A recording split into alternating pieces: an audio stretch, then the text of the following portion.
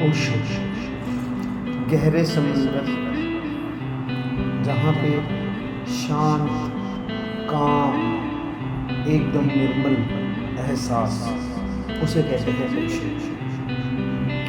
ओशो बहुत गहरी बातें किया करते थे, बहुत लॉजिकल बातें किया करते थे। नारद के बारे में भी ओशो अपनी कुछ स्पीचेस में बताते हैं।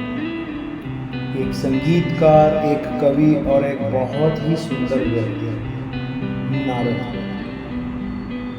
जो चलते फिरते भी हमेशा एक बहुत ही सरल संगीत वाद्य यंत्र बजाते रहते थे। और याद रखें, ये वाद्य यंत्र जितना सरल होगा, उससे महान संगीत बनाना उतना ही कठिन होगा।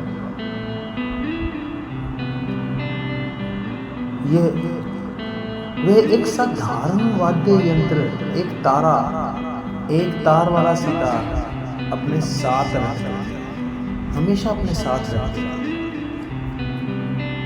जब संगीत बनाने के लिए कई तार हों तो यह आसान होता है, क्योंकि आप अलग अलग तारों पर अलग अलग नोट्स बना सकते हैं। एक तारा में केवल एक ही तार होता है, यही एक तारा का अर्थ है। एक का अर्थ है एक, तारा का अर्थ है स्ट्रिंग। यह लगभग नारद का प्रतीक बन गया है।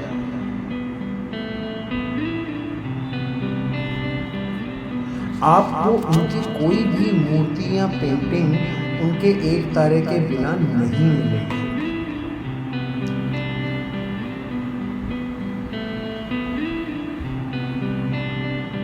वह एक उत्कृष्ट संगीतकार और एक महान कवि थे, और शायद भारत में एकमात्र व्यक्ति थे जो अस्तित्व की प्रफुल्लता को जानते थे, जो हंसते थे।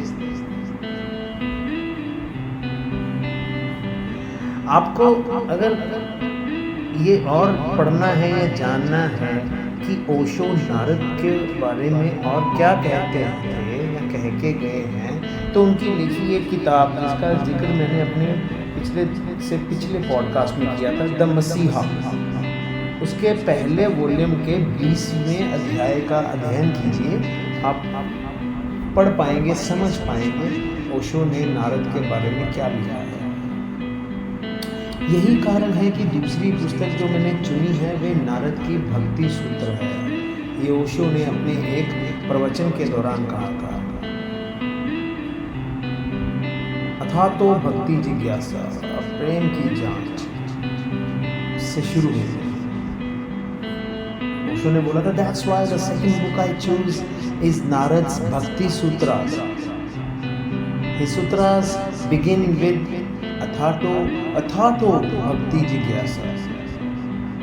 प्रेम के बारे में पूछताछ करना सबसे बड़ी खोज है, सबसे बड़ी पूछताछ है। बाकी सब कुछ कम पड़ जाता है, यहाँ तक कि परमाणु ऊर्जा भी। आप अल्बर्ट आइंस्टाइन के स्तर के भी वैज्ञानिक हो सकते हैं,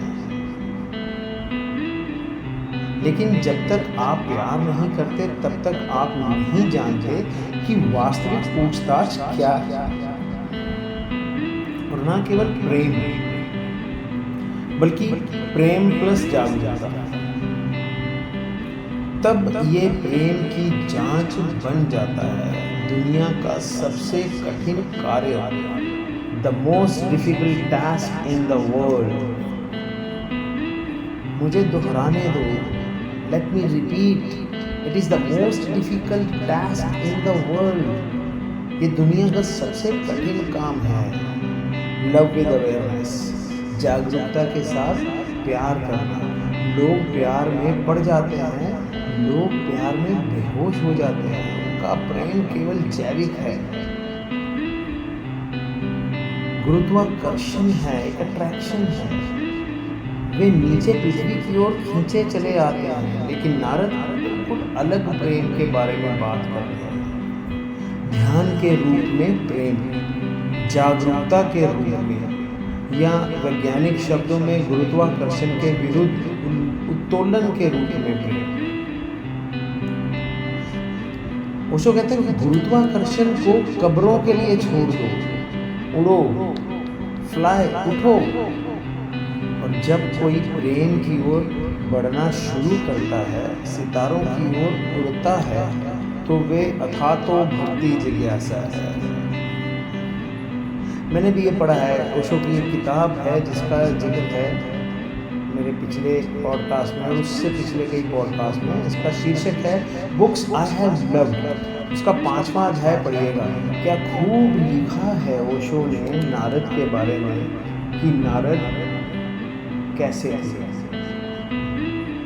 हमेशा अपने साथ एक तारा क्यों रखते थे, वो किस प्रेम की बात करते थे। ये जिज्ञासा शांत करनी है तो आपको एक किताब पढ़ लेनी चाहिए, बुक्स आई हैव लव्ड। आप आनंदमय हो जाएंगे। इसी बहाने आप भी पढ़ेंगे और समझेंगे कि ओशो क्या कहेंगे। अगले पॉडकास्ट में बात करेंगे किसी और साधु संत सन्यासी या किसी रहस्यवादी बौद्ध भिक्षु के बारे में। ओशो क्या कहेंगे। बहुत सी किताबें अभी बची हुई हैं, पेंडिंग है ओशो की लिखी हुई, जो मैंने भी नहीं पढ़ी। मैं पढ़ूंगा, आपके साथ शेयर करूंगा। तब तक अपना साथ बनाए रखिएगा। Don't forget to like, subscribe and share this channel. बच्चे बहुत मेहनत कर रहे हैं, मुझसे ये पॉडकास्ट बनवाते हैं, फिर इसको स्प्रेड करते हैं ताकि लोगों को पता चल सके what exactly Osho wanted to teach us. साथ बनाए रखिएगा। जल्द मुलाकात करते हैं। जय हो।